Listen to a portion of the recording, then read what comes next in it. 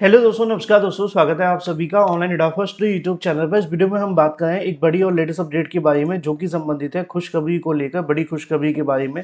और ये जो खुशखबरी आप सभी को देखने के लिए मिल रही है वो है आपकी, अगर बात की जाए उत्तर प्रदेश में जीआईसी लेक्चरर यानी कि जीआईसी प्रवक्ता भर्ती के विज्ञापन को लेकर। विज्ञापन के साथ साथ अगर बात की जाए संभावित कार्यक्रम के बारे में, आवेदन से लेकर के एग्जाम डेट के बारे में, एग्जाम डेट से लेकर अगर बात की जाए नियमावली तक के बारे में, क्योंकि इस नियमावली को पढ़ने के बाद में जो अभ्यर्थियों के होश हैं वो उड़े हुए हैं। वजह क्या है, इस पर ही बात करेंगे। और नियमावली में जो बदलाव हुए हैं इसकी वजह से क्या होगा, इसको लेकर बात करेंगे। वेतन से लेकर योग्यता, योग्यता से लेकर चयन प्रक्रिया तक की पूरी जानकारी आपको इस चैनल के माध्यम से इसी वीडियो में दी जाएगी। चैनल को सब्सक्राइब करके बेल आइकन को दबा लें और वीडियो को लाइक कर दें, जिससे कि आपको रियल ऑथेंटिक जानकारी ऑनलाइन रटा फर्स्ट यूट्यूब चैनल के माध्यम से मिलती रहे। सीधे शुरुआत करते हैं मुद्दे की और बड़ी अपडेट के साथ। ये तो पता था हमें कि उत्तर प्रदेश लोक सेवा आयोग के माध्यम से बहुत जल्द आप सभी के सामने जीआईसी प्रवक्ता को लेकर विज्ञापन जारी कर दिया जाएगा और इसको लेकर जो प्रोसेस है वो स्टार्ट हो जाएगा। उसकी सबसे बड़ी वजह ये थी कि पहले इसमें समकक्ष योग्यता को लेकर विवाद था, शासन ने वो भी क्लियर कर दिया। फिर इसके अलावा इसकी नियमावली को लेकर भी समस्याएं थी। अब जानकारी ये मिली कि नियमावली को भी जो परमिशन है वो दे दी गई है। अब जब सारी की सारी चीज़ें स्पष्ट हो चुकी हैं तो विज्ञापन में देरी तो होनी नहीं थी, बिल्कुल कंफर्म था। इसी को लेकर आप सभी के सामने बड़ी खुशखबरी निकल कर के आ गई है जीआईसी लेक्चर को लेकर। मैं सबसे पहले आप सभी को इसके बारे में जानकारी दे दूं कि जीआईसी लेक्चर को लेकर जो अभ्यर्थी आवेदन करने का कहीं ना कहीं सपना देख रहे थे, तैयारी कर रहे थे, उनके लिए साथ साथ कुछ अभ्यर्थियों को यह झटका भी लगा है। अभी सुबह के न्यूज़पेपर में जानकारी भी निकली थी जिसमें बताया गया था कि जीआईसी प्रवक्ता की जो वैकेंसी रहने वाली है, इसमें कई विषयों के अंदर बीएड को अनिवार्य कर दिया गया है, कई विषयों के अंदर बीएड को अनिवार्य नहीं किया गया है। मैं आपको बता दूं कौन कौन से विषय हैं जिनके अंदर बीएड पूरे तरीके से अनिवार्य रहेगा और कौन कौन से विषय होंगे जिसमें बीएड अनिवार्य नहीं होगा, क्योंकि बहुत सारे अभ्यर्थी सुबह से इस बात को लेकर भी बहुत ज़्यादा परेशान थे। देखो, वैसे जो कॉमन सब्जेक्ट होते हैं उनके अंदर तो बीएड पूरे तरीके से अनिवार्य है। कॉमन सब्जेक्ट का मेरा जो तात्पर्य है वो आपके लिए है। अगर बात की जाए हिंदी को लेकर, इंग्लिश के बारे में, ये जो सब्जेक्ट आप सभी के रहने वाले हैं, इनमें तो आवेदन करने के लिए अब आपको बीएड होना ही पड़ेगा। इससे पहले क्या होता था, इससे पहले ये होता था कि इसमें आवेदन करने के लिए आप बीएड हैं या नहीं है कोई फ़र्क नहीं पड़ता था। बस आपके लिए क्या प्रोसेस रहता था, आपके लिए प्रोसेस ये रहता था कि आप इसमें बड़ी आसानी से जो आवेदन है वो कर लेते थे। अब यहाँ पे आज ही के अलग अलग न्यूज़पेपर में इसको लेकर जानकारी भी दी गई थी, मैंने आप सभी को बताया भी था कि जो आपकी जीआईसी लेक्चरर की वैकेंसी, इसको लेकर संशोधन कर दिया गया है।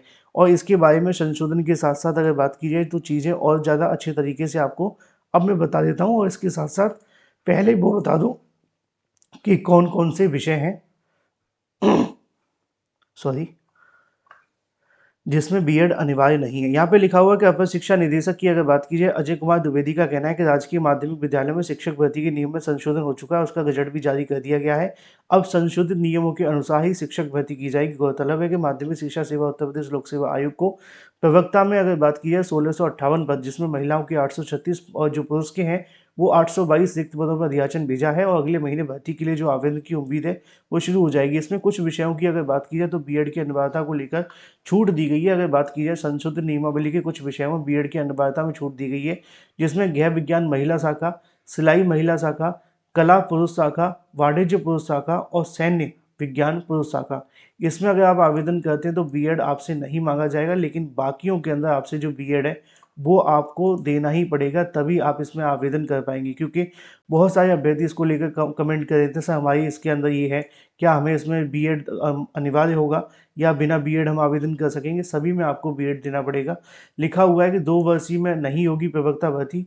प्रवक्ता के विषयों की अगर बात की, 2 विषयों में आपकी जो भर्ती है वो देखने के लिए नहीं मिलेगी। संशोधित नियमों में प्रवक्ता और जो भूवर्ग शास्त्र की अगर बात की जाए, पुरुष शाखा और अभियंत्रण पुरुष शाखा विषयों को निकाल दिया गया है। इसके अलावा प्रवक्ता भर्ती का संशोधित नियमावली में इतिहास विषय को लेकर भी जो होने वाले विवाद पर विराम लगा दिया गया है। अब ये तो बात हो जाती है नियमों के अनुसार बदलाव को लेकर। आगे ये भी लिखा हुआ था, यहाँ पे लिखा हुआ है कुछ विषयों में प्रवक्ता को लेकर कहीं ना कहीं जो संबंध में विवाद है वो खत्म कर दिया गया है।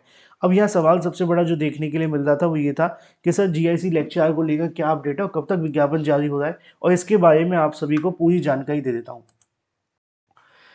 उत्तर प्रदेश के अंदर होने वाली जीआईसी प्रवक्ता उत्तर प्रदेश लोक सेवा आयोग के माध्यम से आयोजित होगी। अगर बात की है इसके संभावित कार्यक्रम के बारे में तो इसको लेकर भी जानकारी निकल कर के सामने आ गई है। क्योंकि अगर बात की है तो समाचार पत्र में अभी आपने एक चीज़ अगर नोट की हो तो मैं दोबारा से दिखा देता हूँ। समाचार पत्र के अंदर एक बात आप सभी के लिए बहुत अच्छी लिखी हुई थी, लिखा हुआ ये है, यहाँ पे आप देखिए ये वाली लाइन, लिखा हुआ है कि जो अध्याचन रिक्त पदों का भेजा गया है। कितने पदों का भेजा गया है? 1658 पदों का। महिलाओं के कितने पद हैं? इतने। पुरुष के कितने पद हैं? इतने।